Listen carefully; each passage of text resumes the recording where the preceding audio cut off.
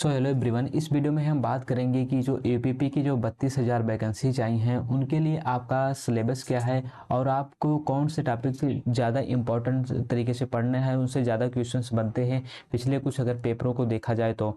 ठीक है, तो सबसे पहले हम बात करेंगे इनमें कोर सब्जेक्ट की बात करें तो कोर सब्जेक्ट 4 हैं। उसमें सामान्य ज्ञान है जिसे आप जनरल नॉलेज कहते हैं, हिंदी है और इसमें अंक गणित है और मानसिक अभिरुचि है। इसमें अंक गणित सिर्फ है, यानी आप इसे कह सकते हैं एडवांस मैथ इसमें नहीं आता है और ये लगभग 25 क्वेश्चंस इसके रहते हैं। सबसे ज़्यादा अगर बात करें तो रीजनिंग के क्वेश्चंस रहते हैं 50 क्वेश्चंस और इसमें सामान्य हिंदी में 38 क्वेश्चन रहते हैं और जो सामान्य ज्ञान है इसमें रहते हैं 37 क्वेश्चन। कुल मिलाकर 150 क्वेश्चंस रहते हैं और 300 अंकों का जो होता है पेपर होता है। नेगेटिव मार्किंग इस बार हटा ली गई है।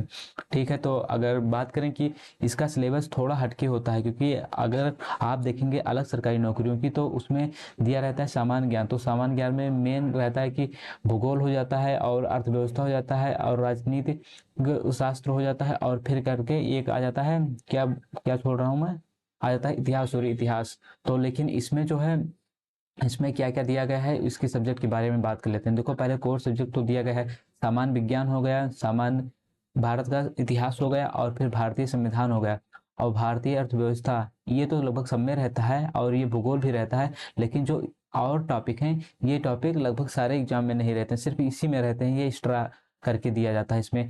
जैसे आप यहाँ अंतर्राष्ट्रीय संगठन, ये तो हालांकि जीके में इंक्लूड रहता है बट इसमें अलग से ये टॉपिक करके दिया गया है। फिर इसमें देखिए साइबर क्राइम, ये किसी में नहीं रहता है। वस्तु एवं सेवा कर जिसे जीएसटी कहते हैं, सम्मान एवं पुरस्कार और पुरस्कार भी रहता है और सम्मान, देश एवं राजधानी मुद्राएं इसमें दिया गया है, महत्वपूर्ण दिवस, अनुसंधान एवं खोज, पुस्तक एवं उसके लेखक, सोशल मीडिया कम्युनिकेशन, ये किसी में नहीं रहता है, किसी भी सरकारी नौकरी में नहीं रहता है, सिर्फ इसी में रहता है, यानी यूपी पुलिस में।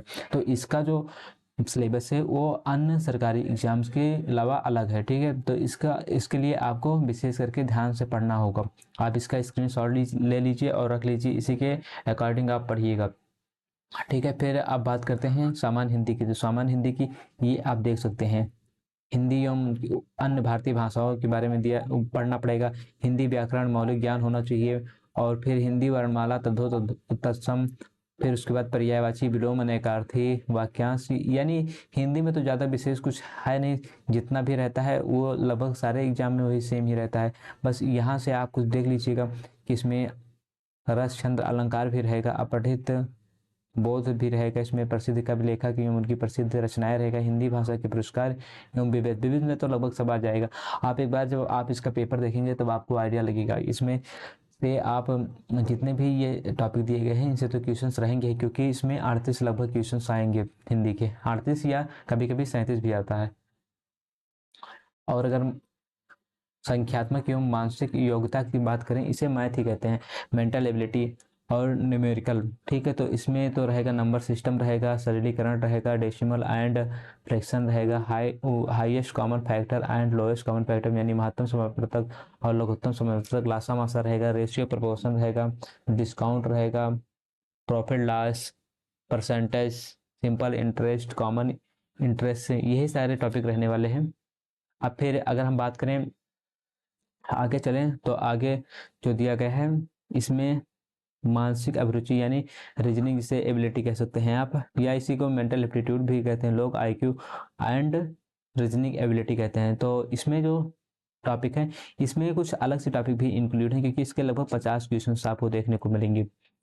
अब देखते हैं इसमें क्या क्या दिया गया है। इसमें रिलेशनशिप एंड एनोलॉजी टेस्ट रहेगा, spotting out of the similar, यानी जो एक सबसे अलग रहेगा उसको चिन्हित करने वाला रहेगा, सीरीज कंप्लीशन टेस्ट रहेगा, सॉरी कंप्लीटिंग टेस्ट रहेगा, सीरीज कंप्लीटिंग टेस्ट रहेगा, कॉमन कोडिंग एंड डिकोडिंग रहेगा, ब्लड रिलेशन रहेगा, distance sense, sorry direction sense test रहेगा, प्रॉब्लम्स बेस्ड अल्फाबेट और जो टाइम सीक्वेंस है। इसमें बहुत सारे टॉपिक हैं, ये आप स्क्रीनशॉट लेकर आप देख लीजिएगा क्या क्या टॉपिक हैं।